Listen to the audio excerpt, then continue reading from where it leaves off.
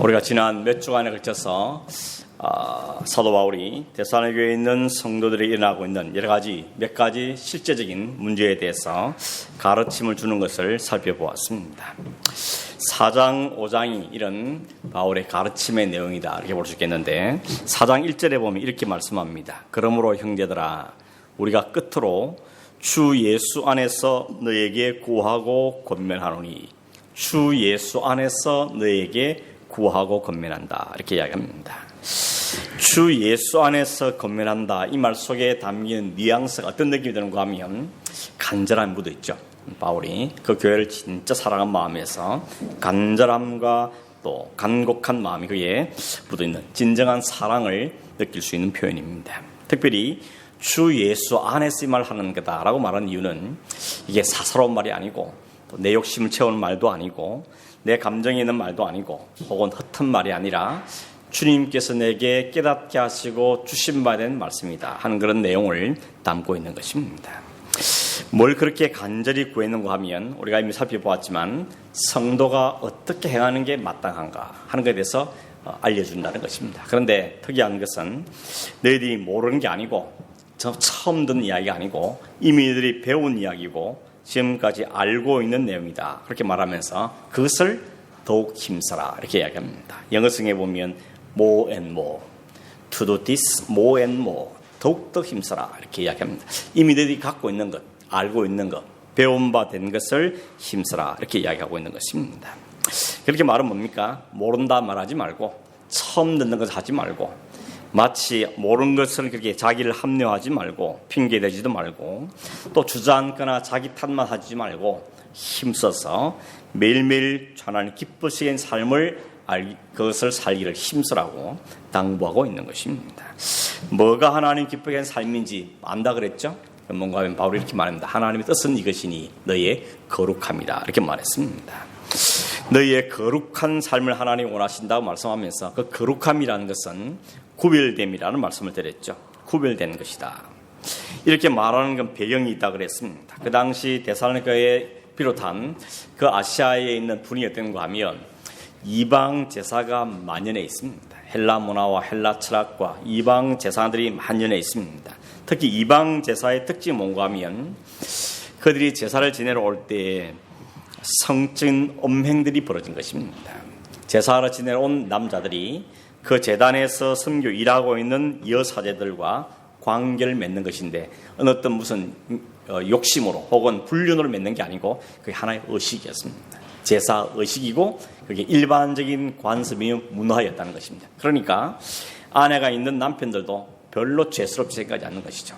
어찌 보면 아내들도 남편이 제사들을 갔다 와서 그런 세상에 대해서도 별로 개의치 않는 것입니다. 이게 문화화되어 있고 일반적인 습관이 되어 있다는 것입니다.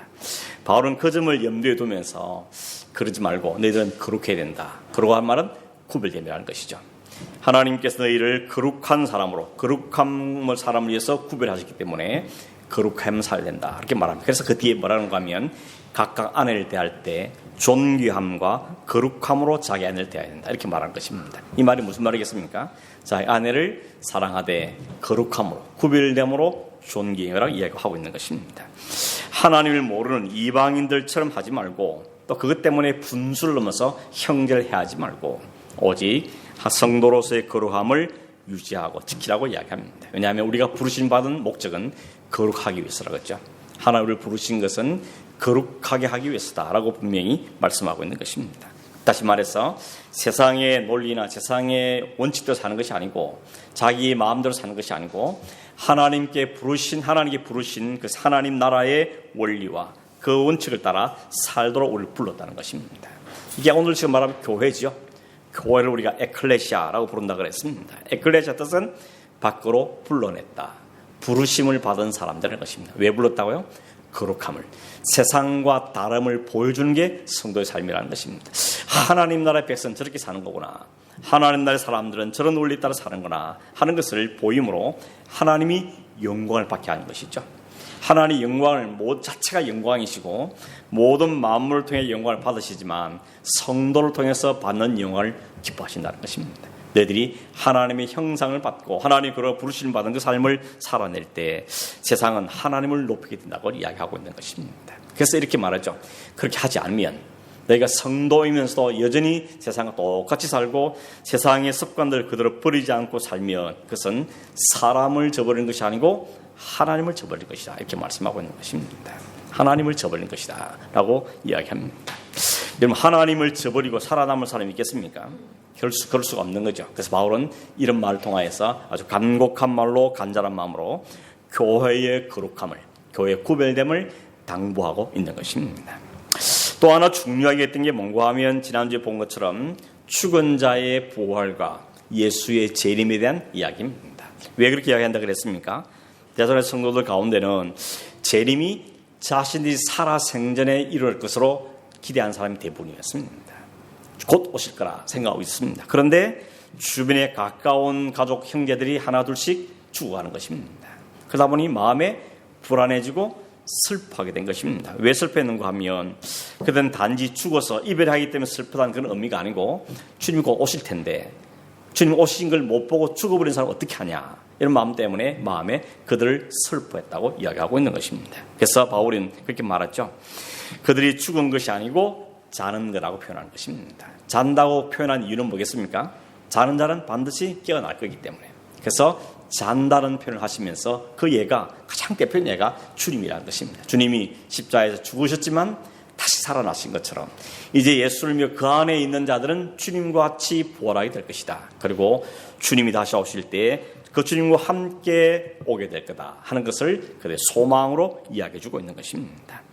그래서 이 말로 가고 서로를 위로하라는 것입니다. 성도들 가운데 슬퍼하고 낙심하고 오해하고 있는 성도들에게 이 말씀을 잘 나누어서 서로 위로하고 용기를 잃지 말고 살도록 권면하고 격려하고 있는 것입니다.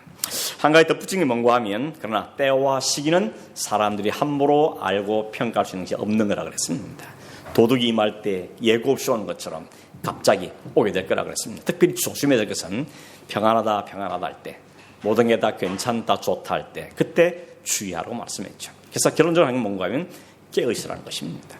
언제 오시든지 맞이할 준비가 되어 있다는 것이죠. 그게 바로 기름을 준비한 채널 같은 태도라고 말할 수 있다는 것입니다. 영적으로 깨어있다는 표현을 쓰기를 특별히 어떤 두 가지를 이야기하는 거면 구원의 소망의 투구를 확실히 쓰고 믿음과 사랑의 방패를 가져야 한다고 이야기했습니다. 구원의 소망의 투구는 뭐겠습니까? 머리를 보호하는 것. 이게 구원의 확신인 것입니다. 구원의 확신이 없으면 아무것도 안 되는 것이죠. 나는 적어도 하나님의 백성이다. 하나님의 부름받은 백성이고 하나님의 사랑을 잘한 것을 확신하는 그 확신 위에 분명히 있어야 되는 것이죠. 뿐만 아니라 믿음과 사랑이란 이 방패를 가지고 잘 부장되어 있어야 된다는 것을 이야기합니다. 그걸 가지고 서로 피차 권면하고 서로 덕을 쌓기를 힘쓰라고 말하고 있는 것입니다. 오늘 본문 말씀은 그 이어지는 마지막 권면이라고 볼 수 있겠습니다. 끝으로 이렇게 말하죠. 끝으로 형제라 우리가 너에게 구한다고 이야기합니다. 역시 간절한 마음으로 간청하고 있는 것입니다. 그 내용은 오늘 우리 살펴보는 것은 세 가지입니다. 첫째는 12절에서 13절인데 거기는 교회 안에서 여러분을 다스리고 권하는 사람들을 어떻게 대할 것인가 하는 문제를 이야기하고 있고 두 번째는 교회 안에 있는 다른 형제들, 특별히 연약한 형제들을 어떻게 대해야 될 것인가 하는 걸 대하고 있고 마지막 한 가지는 나에게 악을 행하거나 하는 일에 대해서 어떻게 대해야 되는가 하는 그런 실질적인 문제들을 이야기하고 있습니다. 첫째는 교회 안에서 수고하는 사역자들에 대한 태도에 대해서 고민하는데 그 사역자들이 하는 일이 뭔지를 세 가지 동사를 사용해서 역할을 이야기합니다. 첫째는 수고한다, 둘째는 다스린다, 셋째는 권한다 손을 쓰고 있습니다. 여기 수고한다는 헬라 단어가 참 재밌더라고요. 뭔가 하면 헬라어로 코피아노입니다. 코피아노. 코피가 터지도록 열심히 일하는 거다. 이게 수고하는 단어 그런 뜻이 있습니다. 코피아노. 교회에서 교회를 위해서 온 성도를 위해서 코피가 나도록 열심히 일한다. 뭐 이런 표현을 갖고 있겠습니다. 다스린다는 말은 헬라 뜻은 뭔가 하면 앞에다 세운다 뜻을 갖고 있습니다. 이 앞에 세운다는 말은 줄 세운다는 말이 아니고 자 아이들을 앞에 딱 세워놓고 넘어지지 않도록 보호하고 지키는 것처럼 그걸 잘 앞에 세워가는 것. 건강한 믿음으로 바른 삶을 살 수 있도록 보살피고 도와서 세운다 하는 뜻을 갖고 있고 마지막 권한다는 말은 말 그대로 권고하고 충고하고 혹은 훈계하고 이런 의미를 갖고 있습니다. 요 세 개의 동사 앞에 하나의 수식어가 있는데 너희 가운데서 혹은 주 안에서 이렇게 표현하고 있습니다. 이 말을 하는 이유는 뭔가 하면 바울이 지금 데살로니가 교회 안에서 있는 데살로니가 안에서 교회를 섬기고 교회를 지도하고 있는 소위 장로들 혹은 감독들 이런 분들을 염두에 두고 하는 이야기 볼 수 있겠습니다. 그들이 하는 일이 뭔가 역할이 뭔가 하면 너희를 수고하고 성도를 잘 세우고 그들 때로는 훈계하고 충고하는 것 그게 바로 그들이 하는 일이라는 것입니다. 어떤 면에서 특별히 데살로니가 성도들은 그 일을 했는가 하면 앞에서 이야기한 것처럼 이 데살로니가 교회 사회에 만연해 있는 이방 제사로 인해서 이루어진 그 음란한 문화들 그런 풍토가 예수 그리스도의 십자가와 또 혹은 부활의 신앙으로 거룩하게 하나님 백성의 삶을 살아야 되는 그 삶과는 아니다는 것입니다. 다르다는 것입니다. 그걸 깨닫지고 깨우쳐주고 그 길에 잘 서도록 도와주고 하는 것을 이야기하고 있는 것이죠. 다르게 말하면 하나님의 뜻을 따라 사는 구별된 삶을 살도록 도와라는 것입니다. 그 일을 하는 게 이들의 역할이라고 말하는 것입니다. 뿐만 아니라 두 번째 이야기한 것이 바로 잘못된 오해로 인하여서 죽음에서 오해하고 부활에서 오해하고 재림에서 오해해서 슬퍼하고 무너지는 사람들을 권면하고 일으켜서 그들 잘 훈계해서 소망을 잃지 않고 살고 서로 권면하고 격려하게 만들어서 서로 잘 세워가는 것. 이게 그 장로들에게 혹은 감독들에게 주어진 중요한 역할이라는 것입니다. 그 역할을 하기 위해 주어진 중요한 도구가 뭔가 하면 결국은 말씀인 것이죠. 하나님의 말씀이 이를 위한 도구로 그들에게 주어진 것입니다. 대부분의 이단에 넘어가고 잘못된 신앙의 삶을 살거나 혹은 재림이나 부활에서 오해하는 이유가 뭔가 하면 하나님의 말씀에 대한 오해인 것입니다. 혹은 다르게 말하면 하나님의 말씀을 잘못 가르치는 거짓된 교사들 혹은 이단들의 가르침, 사상들 이것들이 성도들의 마음을 흔들어 놓고 있는 것입니다. 그래서 바른 말씀을 잘 가르치고 주 하나님 주신 그 생명의 말씀을 바르게 세우는 것 그것이 가장 중요한 일이라고 말하는 것입니다. 그 일을 위해 수고하는 사람들이 기억하라고 이야기하는 것입니다. 물론 오늘 지금 말하면 말씀을 설교하고 가르치는 목사나 혹은 말씀을 가르치는 순장님들이나 혹은 말씀에 섬기는 선생님들 이런 분들이 거기에 해당된다고 말할 수 있겠습니다. 이분들을 왜 이렇게 바울이 두둔하는 것처럼 말하는가 하면 역할 때문에 그렇습니다. 이들의 역할이라는 것이 하나님의 말씀을 맡은 자들이라는 것 때문에 이야기하고 있는 것이죠. 이 땅에 이런 목사가 존재하는 이유는 뭡니까? 말씀 때문인 것이죠. 말씀이 없으면 목사 있을 이유가 없는 것입니다. 말씀이 없다면 이 땅에 세울 필요가 없다는 것입니다. 특별히 하나님의 말씀을 좀 더 정확하게, 좀 더 바르게 하나님 뜻을 잘 살펴서 그 복음을 잘 전달할 수 있는 역할을 하는 것이 너무너무 중요하기 때문인 것이죠. 거기서부터 모든 게 문제가 생기니까. 그 말씀이 잘못 가르치면 잘못된 삶이 나오고 잘못된 가르치면 거기에 넘어가게 되고 유혹에 넘어가기 때문에 하나님의 말씀, 진리의 말씀을 바르게 전달하는 것이 가장 중요한 일이기 때문에 우리는 바울은 여기에 대해서 신경을 쓰라고 해요. 그래서 여기 보면 말하면 12절 끝에 보면 너희가 이들을 알라고 말합니다. 이게 안단 말이 무슨 뜻인가 하면 헬라 뜻은 뭔가 하면 그 가치를 아는 것, 그 역할의 가치를 아는 것을 이야기하는 것입니다. 그들이 왜 필요한지, 무엇 때문에 필요한지, 어떻게 하는 게 필요한지에 대해서 알라는 것이죠. 그래서 다른 한글 번역의 성경에 보면 그들을 알아보아라, 혹은 그들을 잊지 말아라, 혹은 때로는 그들을 존경하라 이런 표현을 쓰고 있고 영어 성경에도 리스펙트라는 단어를 쓰고 있는 것입니다. 홍여름이 목사를 존경하는지 안 하는지 잘 모르겠지만 존경하고 인정한다면 그 이유는 뭔가 하면 단지 하나 하나님 말씀을 맡은 자기 때문에 그런 것입니다. 그 역할 때문에 존중해 주는 것이죠. 왜냐하면 하나님 말씀이 존귀한 것인데 하나님 말씀이 우리의 생명을 좌우하는 것인데 그 말씀을 전달하도록 세움을 받았으니 그 때문에 인정해주고 그 가치를 높여주고 그 사람을 존중해주는 것이 바로 있는 것입니다. 그 사람 인격과 실력과 성격과 이런 걸 따지면 존경할 수 없는 분이 얼마나 많겠습니까? 그러나 단지 그가 하나님의 말씀을 맡았다는 것 때문에 그 부분을 인정하겠다는 것이죠. 그 하나님을 인정하겠고 특별히 그 역할을 잘 감당할 수 있도록 우리가 세워주고 혹은 격려도 하고 하는 것이 필요하다는 것을 이야기하는 것입니다. 물론 인격은 아무로 된다 그 말은 아닙니다. 그러나 가장 우선순위는 하나님의 말씀을 맡은 자의 역할을 받았다는 것. 그것 때문에 우리는 인정하고 기억하라고 이야기하는 것입니다. 거꾸로 말하면 그 역할을 잘 할 수 있도록 요구해야 된다는 것입니다. 그게 진짜 사랑하는 것이죠.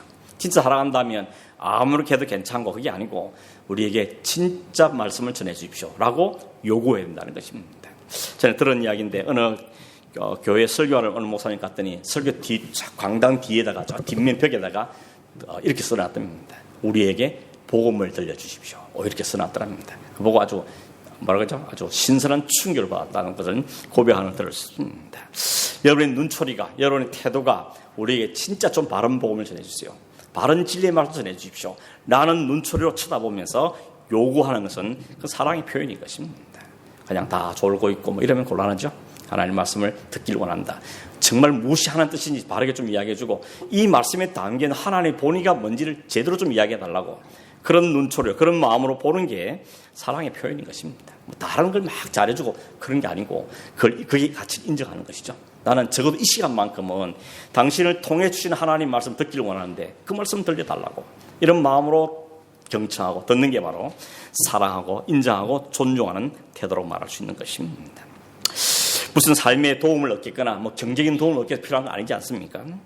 이 혼란스럽고 세상의 힘과 논리가 지배하는 이 세상에서 뭐가 진짜 하나님 뜻인지 어떻게 살아야 하나님 뜻을 기뻐서 사는 것인지 그걸 좀 정확하게 알려주길 바란 마음, 그 마음 갖고 그 일을 하기 때문에 존중해 주는 것이 바로 여기 바울이 말하고 있는 그들을 알라는 말로 표현할 수 있는 것입니다. 13절에 보면 이렇게 말하죠.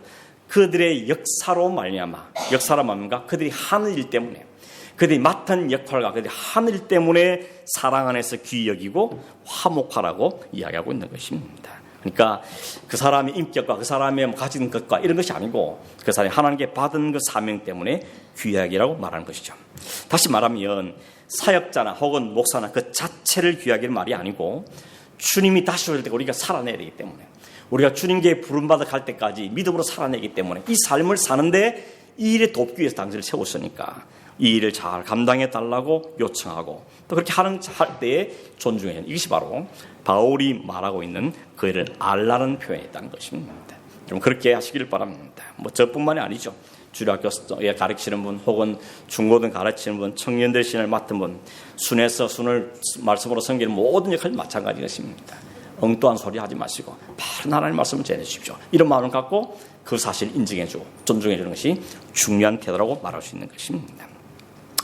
두 번째는 교회 안에 다른 연약한 성도들과의 관계를 어떻게 해야 되냐라고 말해요. 여기도 세 가지를 이야기합니다. 게으른 자들, 마음이 약한 자들, 힘이 없는 자들, 이 세 가지 부류의 사람을 이야기하고 있습니다. 이 게으른 자란 말은 무슨 말인가? 옛날 성경에는 게으른 자라고 말하지 않고 규모 없는 자들 이렇게 되어 있습니다. 옛날 개혁 성경에는 규모 없다는 게 뭐겠습니까? 계획성도 없고 무질서하고 지멋대로고 이런 사람을 이야기하겠죠. 교회 안에서 규모 없는 자들에 해당하는 것이죠. 원래 이 단어 뜻은, 헬라의 단어 뜻은 뭔가 하면 군사 용어입니다. 군대 갔다 오시면 아시겠지만 군대 가면 꼭 고문관이라 있죠. 고문관이 뭔지 아십니까? 이게 훈련도 안 돼 있고 정신도 제대로 안 바뀌어가지고 뭘 하면 사고만 치는 겁니다. 그래서 군대를 어지럽히고 흩뜨리고 그 사기를 떨어뜨리고 그 부대를 자꾸 어렵게 만들어 문제 부대로 만들어가는 그 사람들이 바로 여기에 말한 단어의 뜻인 것입니다. 교회 안에도 그런 사람이 있다는 것입니다. 말씀으로 혹은 신앙적으로 혹은 인격적으로 훈련이 덜 되고 덜 성숙되어서 말만 하면 사고, 행동을 뭘 해도 일을 저지른 이런 사람들이 아마 데살로니가에 있었던 것 같습니다.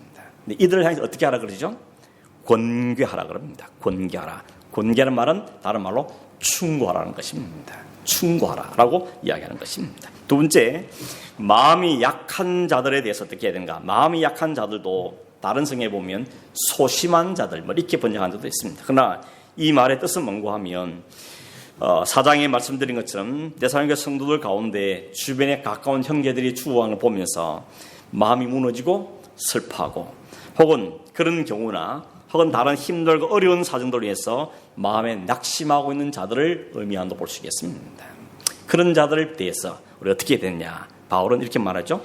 격려하라는 것입니다. 인커리지하라는 것이죠. 격려하라. 그들은 용기를 북돋워줘라 라고 이야기하고 있는 것입니다. 세 번째 등장하는 사람은 힘이 없는 자들입니다. 여기 힘이 없는 자들은 육체적으로 병을 얻어서 몸이 연약한 사람도 포함되겠지만 더 나아가서는 믿음이 약해진 자들 이야기하는 것입니다. 한때는 믿음 좀 있는 줄 알았는데 신앙 좀 잘하는 줄 알았는데 왠지 완전히 낙심해 있는 사람들, 그렇게 볼 때 어떻게 된다 그럽니까? 그런 사람들을 향하여서 이야기하는 것입니다. 여러분 아파 보면 어떻습니까? 만사가 귀찮지요. 먹는 것도 귀찮습니다. 아무도 안 하고 싶고 그냥 막 살기도 싫은 생기는 것입니다. 그래서 육신적으로나 영적으로나 건강한 게 참 중요한 것입니다. 요즘 여러분 건강이 얼마나 소중합니까? 조금 아프면 얼마나 힘들어요. 삶이 다 힘들어지는 것이죠. 제가 옛날에 다니던 신학교에 체육 과목을 담당하신 교수님이 입버릇째 한 말이 있었어요. 제발 책 팔아서 밥 사 먹어라, 이 말을 했습니다. 이 말은 왜 하는가 하면 그 당시만 해도 대체로 신학생들이 좀 가난했거든요. 그러니까 그 당시에 학교에서 점심을 먹는데 한 달치 식권을 사가지고 끊어서 이렇게 밥을 먹습니다. 근데 한 끼, 두 끼 안 먹으면 책 사볼 돈이 생기니까 많은 신학생들이 점심 식권 아껴가지고 그걸 책 사보는 사람들이 상당히 많이 있었던 겁니다. 교수님들 그거 보고 마음이 안타까우니까 나중에 건강 잃으면 목표도 안 되는데 제발 건강을 지켜야 된다. 그래서 제발 책 팔아서 밥 사 먹어야 된다. 그래서 영성은 건강이 영성이라고 이런 이야기를 한 기억이 납니다. 그런 육신적인 건강뿐만 아니라 영적인 건강이 더한 것입니다. 우리가 건강을 잃으면, 영적인 건강을 잃어버리면 모든 게 어려워지는 것이죠. 여러분 건강을 잃으면 어떤 생각이 벌어집니까? 병이 침투하지 않습니까? 병이란 결국 뭡니까? 바이러스죠. 모든 바이러스가 나를 침투해서 힘을 빼버리고 살 용기도 잃어버리고 모든 게 귀찮아지는 것이죠. 영적으로도 마찬가지입니다. 이 믿음의 영적인 건강을 유지하지 못하면 갖가지 시험에 들고 별거 아닌 것도 시험에 들고 낙심하고 원망하고 불평하고 이런 자에 들어서 나만 죽는 것이 아니고 가족이나 다른 사람도 힘들게 만드는 이런 일을 경험하게 되는 것입니다. 그래서 바울은 그런 사람이 있으면 용기를 잘 붙들어주고 잘 붙들어서 세워주라고 이야기하고 있는 것입니다. 여기 부류한 언급한 세 부류 사람들은 게으르고 마음이 약하고 혹은 힘이 없는 사람, 이 사람들은 세상적으로 볼 때는 상당히 귀찮은 존재되는 것입니다. 여러분 주변에 힘도 없고 인간가리도 없고 건강도 해치했고 게을러 빠지고 그런 사람이 있으면 참 귀찮죠. 처음에는 좀 막 돌보죠 하다가도 계속 반복되면 언제까지 내가 이 돌봐야 되냐, 언제까지 책임지냐 이러면서 상당히 힘들어지는 것입니다.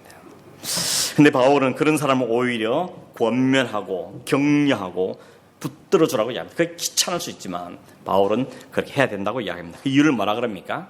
우리가 형제이기 때문에 그렇다는 것입니다. 오늘 보면 형제들에게 하는 이야기입니다. 교회 밖에 사람 하는 것이 아니고 교회 안에 있는 형제들을 향해서 하는 이야기입니다. 형제들 같은 길을 가고 있는데 마음이 무너져 있고 낙심해 있고 또 규모 없이 살아갈 때 그들 그냥 둘 것이 아니고 권면하고 붙잡아 세우고 위로하고 그렇게 해서 같이 그 길을 갈 수 있도록 해야 된다라고 말합니다. 주님이 오시는 그날같이 주님이 오시는 그 하나님 날 향해 가는 인생길은 그렇게 된다고 이야기하는 것입니다. 그런데 결국 뭔 차이인가 하면 사람을 어떻게 보냐 차이인 것이죠. 내 형제들 어떤 시각을 보냐 하는 것입니다. 세상은 사람 어떻게 봅니까? 다 내를 위해 존재로 보는 거죠. 이익의 도구로 삼지 않습니까? 도움이 되면 가까이 가고 도움이 안 될 것 같으면 버려버리고 멀리 해버리고 관계를 끊어버리고 이런 것이 세상의 일반적인 모습인 것입니다. 그러나 성도는 함께 주님의 불을 받고 함께 그 길 가는 사람들 때문에 버릴 수가 없는 것입니다. 내버려둘 수가 없는 것이죠. 그래서 붙잡아 가는 것입니다. 이웃은 자기 인생에 독이 되느냐 덕이 되느냐 그걸 바라보는 그 차원을 보는 것이고 우리 함께 주님 앞에 부름을 받은 자들이다. 함께 형제가 됐다. 함께 하나님 나라를 세워갈 자들이다. 그런 관점을 보기 때문에 혹 마음에 안 들어도 혹 힘들어도 끝까지 붙들고 금면을 세워가야 한다고 바울은 우리에게 이야기하고 있습니다. 그래서 끝에 보면 이렇게 말하죠. 그 세 가지 이야기한 다음에 모든 사람에게 오래 참으라 그럽니다. 참아야 하느니라 말합니다. 이 참을 인자 아시면 참을 인자? 참을 인자는 위에 칼도자에 밑에 마음심자입니다. 칼에 마음이 베었다는 뜻이라는 겁니다. 칼에 마음이 베인 상태. 그게 참는다는 뜻이 됩니다. 그래서 그런 말도 있더라고요. 참을 인자 3번만 쓰면 살인도 멸한다. 저 때려주고 싶은데 참을 인자를 한 3번 쓰고 나면 그 마음이 없어져서 누그러진다. 이런 속담이 있는 걸 봤습니다. 사실 여러분 직원을 고용해서 쓰신 분들 다 충분히 공감하지 않습니까? 사람을 데리고 일하는데 얼마나 힘듭니까? 그 사람을 맞춰 쓴다는 게 쉽지 않죠. 차라리 그냥 기계 상대하면 괜찮은데, 아니 혼자 그냥 하면 괜찮은데 사람을 상대해야 되면 이게 너무 힘들죠. 많은 분들이 사람을 상대하는 일을 하다가 그 다 때려치고 혼자 일을 하게 되면 오히려 마음은 참 편하다 이런 말을 하는 것을 종종 들을 수가 있는 것입니다. 부부 사이도 마찬가지죠. 자녀들도 마찬가지. 참아야 하는 것이죠. 참아야 된다. 참을 인자는 3번 아니라 더 많이 써서라도 참아야 되는 것입니다. 교회도 마찬가지 하는 생각이 듭니다. 아마 이런 순장을 해보고 교사를 해보거나 혹은 사람들을 가르치고 돌보고 함께 사를 해보는 경험을 해본 사람은 충분히 공감이 될 겁니다. 이 교회 공동체에 참 이해가 안 되는 집단이지 않습니까? 돈을 주는 것도 아니고 이게 잘한다고 해서 밥이 생기는 것도 아니고 무슨 이게 딱 막 천차만별의 사람이 모여져 남녀노소 막 천천에서 모여 있습니다. 그런데 또 하나랍니다. 이 하나 만들어가는 게 얼마나 힘겨운 일이겠습니까? 그래서 바울은 말하죠. 참아야 한다는 것입니다. 모든 사람에 대해서 모든 일에 대해서 참으라고 이야기하고 있는 것입니다. 이를 악물고 억지로 참아야 한다는 건 말하는 건 아닙니다. 그들을 권면하고 오히려 격려하면서 붙들어 세우면서 참으라고 이야기합니다. 더 어렵죠? 더 어렵게 이야기해서 그냥 안 본 척하고 참는 게 아니고 오히려 더 다가가서 위로하고 더 다가가서 격면하고 더 다가가서 붙들어 세워서 그 세워가는 게 바로 가르친 사람들의 성도의 성도다움이라고 이야기하고 있습니다. 세상은 흉내낼 수 없습니다. 왜냐하면 가치관이 다르기 때문에 사람을 바라보는 시각이 다르기 때문에 자기 인생에 도움이 되는 사람을 힘 있는 사람 생각하고 가까이 할 사람을 생각하기 때문에 그 사고방식 갖고는 그 삶을 살아낼 수 없는 것이죠. 우리가 왜 그 삶을 살 수 있다고 말하고 바울은 우리가 살 수 있다고 이야기합니까? 우리 안에 그리스도께서 계시기 때문에 그리스도께서 우리 안에 하나님의 영을 우리에 부어주셨기 때문에 그 일이 가능한 것을 우리에게 이야기하고 있는 것입니다. 그래서 3번째로 말하는 게 그거죠. 악을 악으로 갚지 말고 항상 선을 따르라 라고 이야기합니다. 이 삶이 어떻게 가능합니까? 누가 가능하죠? 악에서 악이 악을 갚지 않은 사람은 그걸 경험한 사람인 것이 그 은혜를 받은 사람이 감당할 수 있는 것입니다. 여러분 주님께서 그렇게 하지 않으면 우리에게 악을 악으로 갚지 않으셨습니다. 우리가 주님께 내놓는 건 다 악한 것밖에 없잖아요. 말도 악한 거, 기도한다 그러는 것도 악한 걸 내놓습니다. 불평하고 원망하고. 그런데 주님께서는 그 모든 악함을 위해서 친히 자신을 내어주심으로 악을 악으로 갚으신 게 아니고 악을 선으로 갚으셨죠. 자신을 내어줌으로 갚아주신 것입니다. 사랑과 긍휼로 우리를 갚아주셨죠. 이 예수를 믿고 이제 그 예수 안에 거했기 때문에 우리가 그 예수와 하나가 되었기 때문에 우리의 삶에도 그 예수의 삶이 나와야 하고 나올 수 있다고 바울은 지금 그 이야기를 하고 있는 것입니다. 어떻게 가능하겠습니까? 주님이 내 안에 계신 걸 확인하고 내 안에 주의 성령께서 역사를 확인하는 게 그래서 날마다 확인하는 게 필요한 것입니다. 내가 주님께 받은 은혜를 기억하고 주님이 기뻐하는 게 뭘 알게 되고 그걸 깨우치고 또 생각하고 그럴 때 우리의 삶에 그 성령의 맺는 열매들이 나와지게 되는 것을 우리에게 이야기하고 있는 것입니다. 그러니까 오늘 말씀을 다 종합보면 결국 바울은 무슨 삶을 요구하는가 하면 주님이 우리에게 주신 그 삶을 내놓으라는 것입니다. 네 열심, 네 결심, 네 실력으로 내놓으라는 것이 아니고 주님이 주신 것을 내놓으라는 것입니다. 바울이 그래서 이미 배웠고 알고 가지고 있는 것을 내놓으라고 이야기하고 있는 것이죠. 이미 우리는 받은 자들인 것입니다. 하나님의 사랑을 받았고 하나님의 긍휼하심을 받았고 악을 악으로 갚지 않은 그 하나의 은혜를 이미 누린 사람이에요. 그 은혜 때문에 살아가는 사람들인 것입니다. 그래서 우리 안에 모든 것이 내 것이 아니고 주님 것을 고백하지 않습니까? 주님이 요구하실 때 주님의 것을 내어드리는 것입니다. 이 세계가 빼딱이 잘못된 사람이 누군가 하면 예수님이 말씀하신 달란트 비유는 그렇죠. 한 달란트 받은 사람은 주인이 계산하자 그랬더니 뭐라 그럽니까? 감추등을 가져왔어 이렇게 말합니다.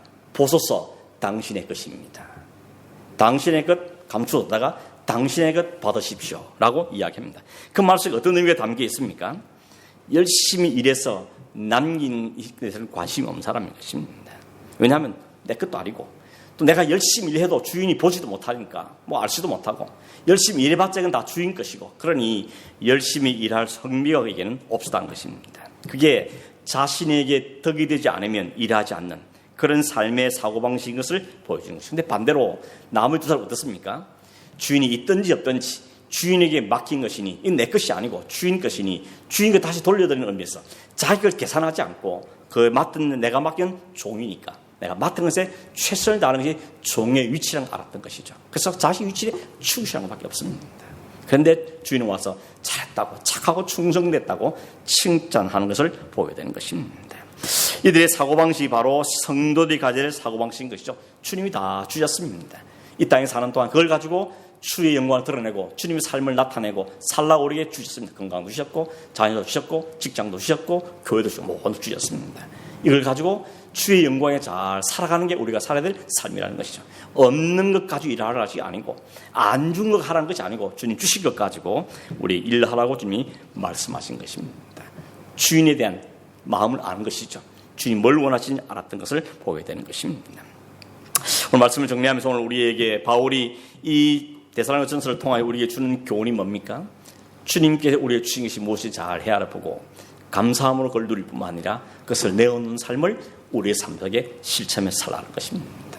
특별히 구체적으로 말한 것은 교회 안에서 말씀을 맡아서 섬기는 사람들의 그 가치를 인정해주고 그것을 존중해주고 뿐만 아니라 연약한 성도들은 권면하고 붙들어주고 격려하고 해서 함께 길 가게 하고 모든 것은 악으로 악을 갚는 것이 아니고 선으로 갚고 주님께 하신 일에 감사함으로 주님 주신 걸 가지고 주님 오신 날 함께 살아가는 것이 바로 성도의 삶이라는 것을 이스라엘 성도들에게 위로하고 격려하는 당부를 했던 것이 오늘 우리에게도 동일한 당부인 줄 믿습니다.